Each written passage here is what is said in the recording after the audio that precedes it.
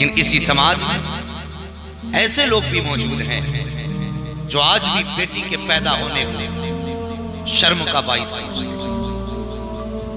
आज भी किसी औरत के शिकम से अगर बेटियां पैदा होती रहे तो आज उस औरत की जिंदगी में तलाक की नौबत आ जाया करती है। और भाई मैं पूछना चाहता हूं, अगर किसी की गोद में सिर्फ बेटियां आ रही हैं, मुझे बताओ उसमें मां का कसूर क्या है? उसमें मां की खता क्या है? अगर किसी के घर में सिर्फ बेटी पैदा हो रही है तो उसमें मां का कौन सा गुनाह है जिसकी वजह से उसे तलाक के नाम पर सजा दी जाती है? क्या तलाक देने से पहले हमने अपनी जबान को चलाने से पहले सोचा कि अगर हम अपने नफ्स की खातिर किसी की बेटी को तलाक दे के घर से निकालेंगे तो इस गरीब की जिंदगी का क्या बनेगा? क्या तुमने कभी सोचा कि जिसे हम बेसहारा बना के अपने घर से निकाल देंगे, क्या कोई जिंदगी में इसका हाथ थामने वाला होगा? अरे आज के समाज में तो कोई कुंवारी बेटियों को अपनाने वाला नहीं।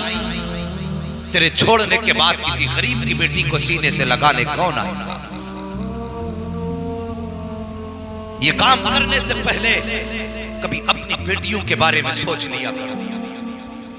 आज दारुल इफ्ता में जाकर के देखो, सारे सवाल इस तरह के आते, मैंने बीवी को 3 तलाक दे दी और मुझे याद नहीं रही मैंने कितनी तलाकें दी हैं, और मैं नशे में था, मुझे होश नहीं था, मैं गुस्से में था। नादान तेरा गुस्सा कैसे हो गया?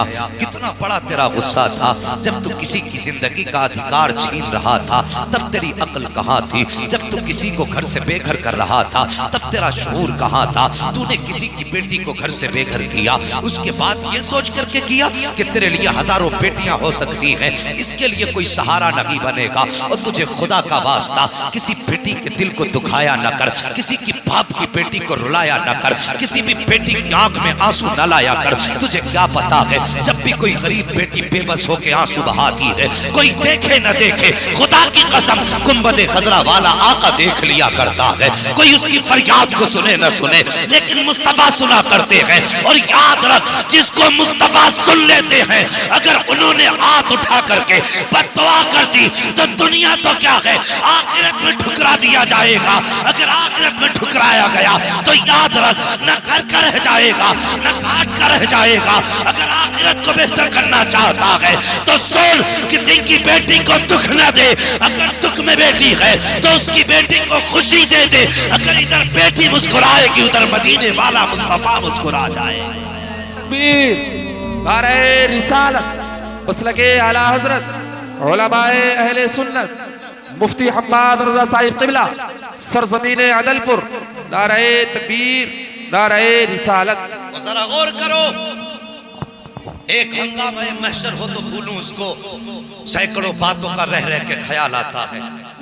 मुझे कोई तकरीर नहीं आती, लेकिन ये मेरा दर्द दिल है जो अपनी कौम के बीच में लेके पूरे हिंदुस्तान में घूम रहा हूँ। काश मेरे महबूब की उम्मत को यह सलीका आ जाए कि किसी की बेटी की आंख में बिला वजह आंसू न दिया जाए। बस यही दर्द लेके जाता हूँ, बरके हिना पे लिखता हूँ मैं दर्द दिल की बात। शायद कि रफ्ता रफ्ता लगे दिल रुबा के हाथ, अंदाज़े बयां मेरा बहुत शौक नहीं है, शायद कि उतर जाए तेरे दिल में मेरी बात। हाँ साहिब, बेटियों की इज्जत करो। भाई फुरकान के घर में बेटी पैदा हुई है, मैं दुआ करता हूँ ये उलमा आमीन कहेंगे, अल्लाह ताला इस बेटी का नसीब अच्छा करे। वरना साहिब हमारा समाज कितना सफाक है, और तुम जानते हो बाप बेटी को कितनी मुसीबतों से पालता है। जैसी बेटी शऊर की दहलीज पे कदम रखती है, कभी बाप ने बेटी से मजदूरी नहीं कराई है, कभी किसी के घर पे बाप ने बेटी से बर्तन साफ नहीं कराए हैं। और यार अगर कमर झुक गई है, उसने झुकी कमर पे बोरियां तो उठाई हैं, लेकिन अपनी बेटी को घर से निकल के बेआबरू होने नहीं दिया है। और तुम्हें क्या पता है किस मुसीबत से बाप बेटी की परवरिश करता है। और खुदा की कसम थक के आता है, लेकिन जब बेटी का चेहरा देखता है तो मुस्कुरा दिया करता है। इसलिए कि सामने बेटी का चेहरा है। कितनी मुश्किल से एक बाप बेटी को जवान करता है। जब बेटी जवानी की दहलीज पे कदम रखती है, उसके बाद जब रिश्ते का बाप के दिल में ख्याल आता है, उधर बेटी की जुदाई का गम सताया करता है।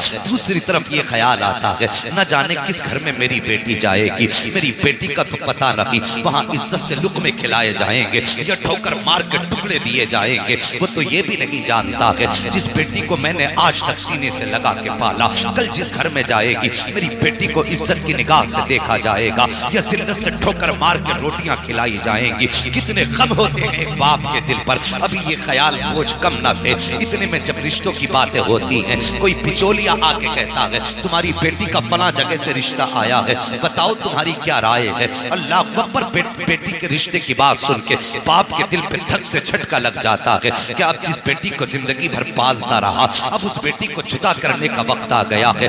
लेकिन मनो बोझ रख के बेटी के निकाह के लिए अगर बाप राजी होता है, उसके बाद जो बीच का आदमी होता है कहता बताओ क्या दोगे बेटी को। ओ यार, जब गरीब बाप ये सुनता है क्या दोगे बेटी को, तो बेटी को सामने खड़ा करके कहता है साहिब सिर्फ यही मेरी जिंदगी भर की कमाई है, बेटी दे रहा हूँ, इससे बड़ी और क्या दौलत दूंगा। जब वो कहते हैं कैश कितना दोगे, बाप बेटी की भलाइयां गिनाना शुरू करता है। गरीब कहता मेरी बेटी ने कभी किसी की तरफ निगाह उठा के नहीं देखा। वो कहता बताओ कैश कितना दोगे। फिर बाप कहता है मेरी बेटी कभी घर से बाहर इसने कदम नहीं निकाला है, मेरी बेटी ने कुरान की तिलावत भी की है, मेरी बेटी को उर्दू भी आया करती है, सब कुछ पढ़ा है, लेकिन इज्जत बेच के तालीम हासिल नहीं की है। मेरी बेटी ने सब कुछ घर में रह के पढ़ा है, लेकिन ये जालिम समाज, दौलत का कुत्ता समाज, दौलत का भूखा समाज, पेट का गंदा समाज, जब बाप बेटी की तारीफ करता है तो उसकी खूबियों की तरफ नहीं जाता, बल्कि इसके दिमाग के अंदर तो एक नशा सवार होता है। कैश कितना दोगे, दौलत कितनी दोगे। अल्लाह अकबर, जब बार बार कैश की बात आती है तो गरीब बाप का कलेजा दुखने लग जाता है, रोता है, कहता है या अल्लाह, कैसी दिन के लिए बेटी को पाल पोस के बड़ा किया था कि तेरे महबूब के उम्मती आए और आने के बाद बेटी की कीमत लगाई जाए। हाँ साहिब, हम तो उस समाज से हैं कि अगर गोश्त भी खरीदते हैं तो पैसे दे करके खरीदा करते हैं, अगर घर का सामान खरीदते हैं तो पैसे दे करके खरीदते हैं। लेकिन ये कितना सफाक समाज है, कितना जालिम समाज है, जो बेटी दे रहा है उसी से दौलत का भी सवाल कर रहे हो, जो अपनी जान दे रहा है उसी से पैसे की भीख मांग रहे हो। और नादान जन्नत ऐसे नहीं मिला करती है, अगर जन्नत चाहता है तो सुन, गरीब की बेटी का सहारा बन जा, यहाँ गरीब की बेटी का तू सहारा बन जा, कयामत में मुस्तफा तेरा सहारा बन के दिखा रहे। नारे तकबीर, नारे रिसालत, उलमाए अहले सुन्नत, मसलके आला हजरत मुफ्ती हम्माद साहब किबला, नारे तकबीर।